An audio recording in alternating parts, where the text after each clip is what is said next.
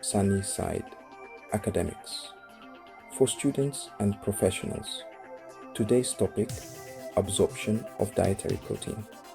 In our previous discussions on carbohydrates and lipids we eat, we have seen that glucose is a primary source of energy and free fatty acids are also useful energy source, amongst others, of its uses. On today's discussion, we shall be looking at absorption of proteins found in our meals and how they can play a role as an energy source in the body. In humans, proteins have a whole host of uses or functions. For instance, hemoglobin, a quaternary protein structure, is useful in oxygen transport. Furthermore, protein is an important building block of bones, cartilages, muscles, and skin. Also, it plays a crucial role in the repair of tissues, drug transportation, and so on and so forth. Dietary protein sources include meat, fish, prawns, crabs, and eggs, among others. Digestion of dietary protein undergoes the following three broader steps. 1. Whole proteins we eat are chewed, salivated, and swallowed. 2. Stomach acid denatures protein, unfolding three-dimensional structure of protein to reveal its polypeptide chain, while stomach proteolytic enzyme like pepsin enzymatically breaks down peptide chain. 3. Proteolytic enzymes like chymotrypsin and trypsin further digest polypeptide chains into dipeptides, tripeptides, and free amino acids for intestinal absorption. Enzymes that break down proteins are known as proteolytic enzymes. Proteolytic enzymes are digestive enzymes that hydrolyzes peptide bonds. When a peptide bond is hydrolyzed, the bond breaks, resulting to smaller peptide chains and free amino acids. Although peptide bond hydrolysis depends on specificities of proteolytic enzyme that cleaves the bond. In stomach, with gastric acid presence, pepsinogen released by chief cells is converted into its active form known as pepsin protease, which does hydrolyze specific peptide bonds in proteins to release peptides and amino acids in stomach chyme.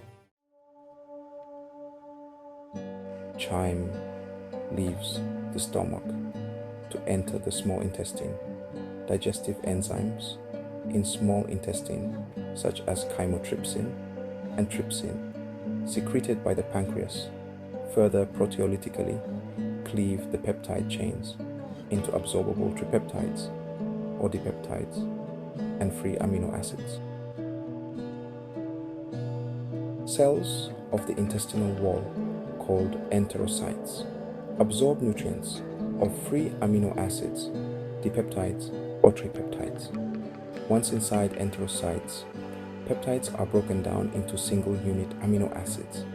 At this stage, amino acids are able to enter circulation, and via portal circulation, nutrient-rich blood reaches the liver for processing. However, for proteins that aren't fully digested, they pass into large intestine and are eventually excreted via feces. So, this is the point I wanted us to emphasize, because in our previous lessons, we discussed glucose and fats as our energy sources. But it does not stop there. Nature is known to have different ways for backing itself up. Free amino acids at the hepatic system, liver, can also be directed into energy production through a process of transamination, leading to a pyruvate molecule. If we recall, pyruvate is end product of glycolysis, which after being converted to acetyl CoA, it goes on to Krebs cycle. So, in absence of other sources for generating acetyl-CoA for energy production. The body's demand for ATP energy store persists.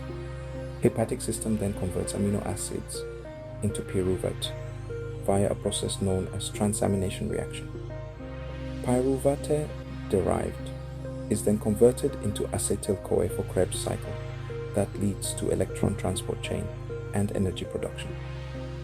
An example of transamination reaction is amino group transfer between alanine and keto acid, a reaction catalyzed by transaminase and resulting to pyruvate and glutamate.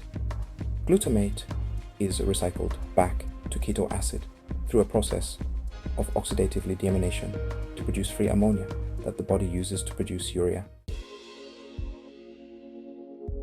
For reasons discussed earlier about protein digestion, therapeutic proteins like insulin are not available in oral formulations.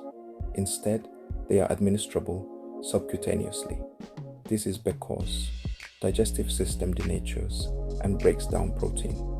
Therefore, therapeutic proteins are not available in oral form. To avoid digestion of proteins that takes place via digestive system. Thanks, like, and subscribe Sunnyside Academics.